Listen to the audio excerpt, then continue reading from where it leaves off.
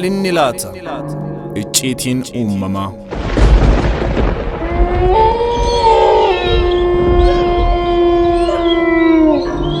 Gaafan kophaa taa'ee ofii koon haasa'u, bitaaf mirga ilaalee tilmaamee madaalee yaadan balali'u. Raajii natti ta'e uumamni lafarraa dachee gubbaa taa'u.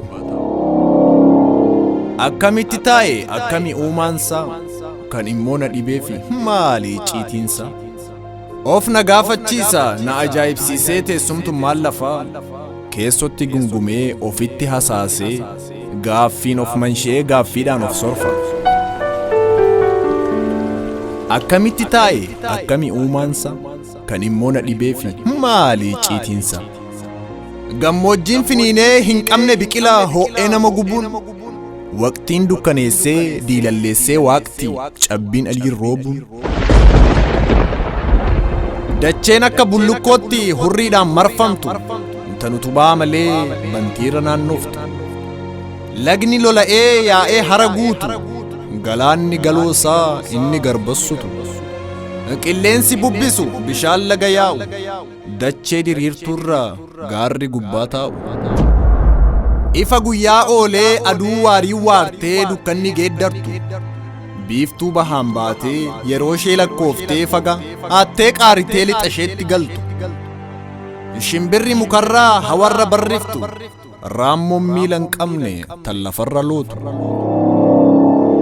Akkamitti taa'e akkami uumaansa, kan immoo na dhibeefi maali icciitiinsa. Keessa sammuu kootti gaaffii natti uuma, raajii akkamiiti icciitiin uumamaa. Akkamitti taa'e immoo akkami uumaansaa, kan immoo na dhibeefi maali icciitiinsa.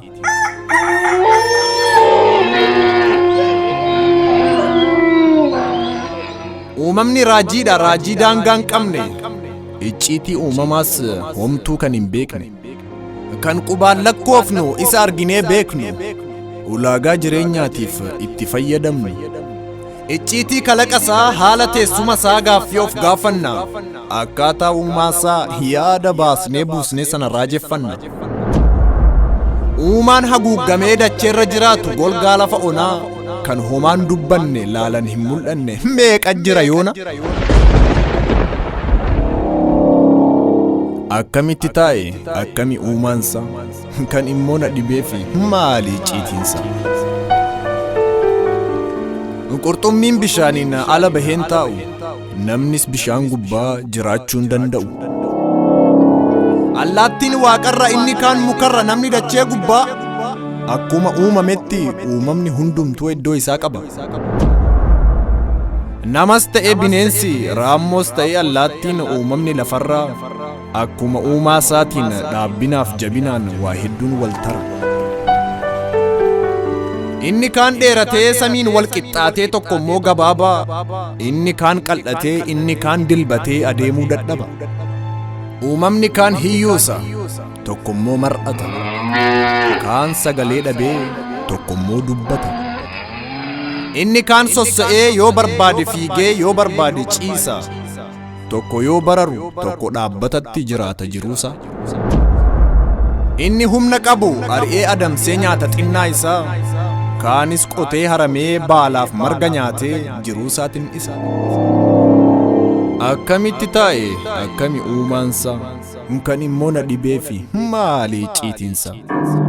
Jedheen of gaaffadhe uumaa dachee lafaa, gaaffiin of manshi'aa gaaffiidhaan of sorfaa. Dhumarratti garuu kan deebii argadhe waanuma tokko qofa. Humnaa fi jabina ulaagaa jireenyaatiin wal caalus uumamni, kan wal qixa ta'uun eda jireenya lafarraa jiraachuu isaatiin. Ulaagaa guuttatus jireenya lafarraa jiruu miidhayfatee, edaan garuu hundumtuu hin du'a, hundi isaan godaana iddoo seesaa guurate.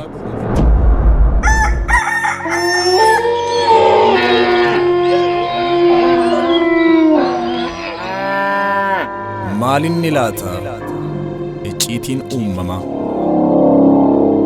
26-10-17 Jarman Nunenberg Shaggaa Baaliyaa.